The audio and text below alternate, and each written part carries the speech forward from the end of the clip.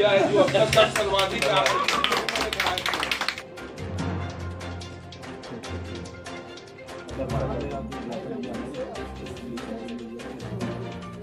आज आगरा व्यापार मंडल के तत्वाधान में विभिन्न समस्याओं के संबंध में हमारे समक्ष ज्ञापन के रूप में ज्ञापन पत्र सौंपा गया है।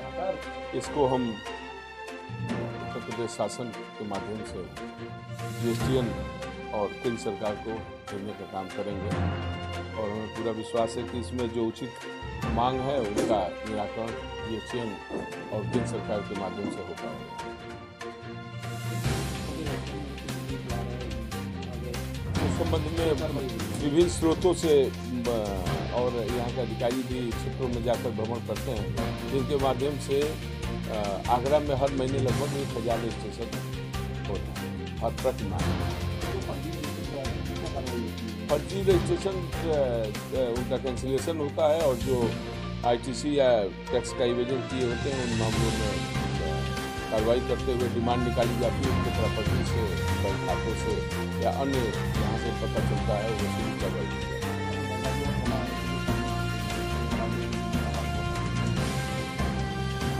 कुछ मामले या कुछ समस्याएं विधिक हैं जिनके संबंध में वो शासन के माध्यम से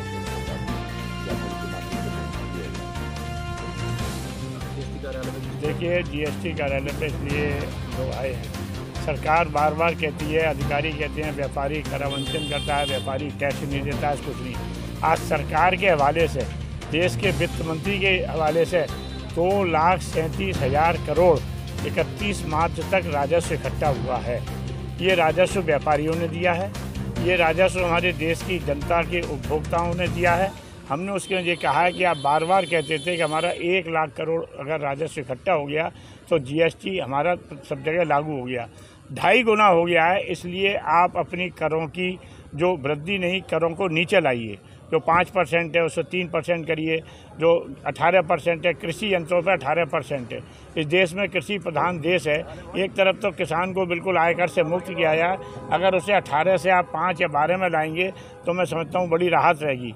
दूसरी चीज़, हमने दूसरा विषय रखा है कि आप देख रहे हैं कि विक्रेता द्वारा जो टैक्स नहीं अदा किया जाता है, साल के अंत में 31 मार्च को क्रेता से मैं ब्याज के वो टैक्स वसूल कर लिया जाता है।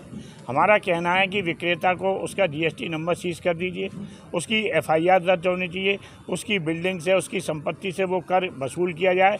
क्रेता क्यों देगा? क्रेता को क्या पता इसने अपना टैक्स भरा है नहीं भरा है। जब टैक्स का समय आता है, जब पता चलता है, जब तक तब मालूम पड़ा कि वो है ही नहीं है। दूसरी चीज़, सबसे बड़ी आयुष्मान कार्ड की व्यवस्था है।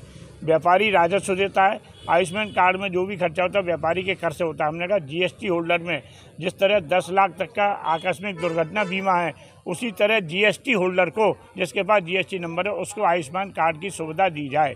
तीसरी चीज़, हमने ये कहा है कि व्यापारियों को सभी तरह की रियायत दी जाए, जिससे हम व्यापारी जो है ये सहन कर सके। हाल ही में बीमारी में हमारे परिवार पर आयुष्मान कार्ड की सुविधा हो जाएगी तो मैं सोचता हूँ बहुत बड़ी उपलब्धता रहेगी। इसी संबंध में हम ग्रेड 1 चौबे जी को, और जो उनका प्रमोशन ड्यू है वो एडिशनल कमिश्नर, वो आज काउंसिल में जा रहे हैं, वहाँ तक हम इस बात को आज वित्त मंत्री के पास भी हम हार्ड कॉपी के रूप में भेज रहे हैं, प्रदेश के वित्त मंत्री के रूप में भी हार्ड कॉपी भेज रहे हैं। हमने ये भी कहा है कि करावंचन जो व्यापारी रजिस्ट्रेशन में नहीं है, दूर दराज गाँव में सैकड़ों करोड़ रुपए का टर्नओवर कर रहे हैं, उन्होंने जीएसटी ऑफिस नहीं देखा है, उन पर दबाव बनाइए, सर्वे छापे बंद कराइए, निर्दोष व्यक्तियों को सताया नहीं जाए और दोषियों को छोड़ा नहीं जाए। अध्यक्ष आगरा व्यापार मंडल, आज हमने यहाँ जीएसटी कार्यालय में हमारे एडिशनल साहब को ज्ञापन दिया है।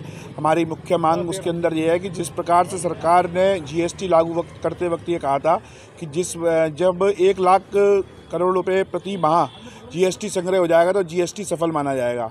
अब लगभग 25 लाख करोड़ रुपए प्रति वर्ष जीएसटी के रूप में सरकार के पास कर आ रहा है और अब सरकार को निश्चित तौर पर व्यापारियों की और जो जीएसटी अदा करते हैं उन लोगों को राहत देनी चाहिए, करों की दर कम करनी चाहिए और जीएसटी के जो विभिन्न प्रावधान हैं, जैसे कि हमारी माननीय अध्यक्ष जी ने कहा कि सबसे ज़्यादा दिक्कत का विषय जो आईटीसी का मैटर है, उसके लिए कठोर कदम उठाने चाहिए और व्यापारी को राहत प्रदान करनी चाहिए। मेरा नाम राजेश अग्रवाल है और मैं आगरा व्यापार मंडल का उपाध्यक्ष और पेट एसोसिएशन का अध्यक्ष हूँ।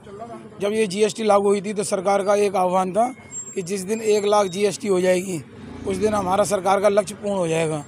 आज व्यापारियों द्वारा, उपभोक्ताओं के द्वारा 2,37,000 तक का आंकड़ा पार कर दिया गया है।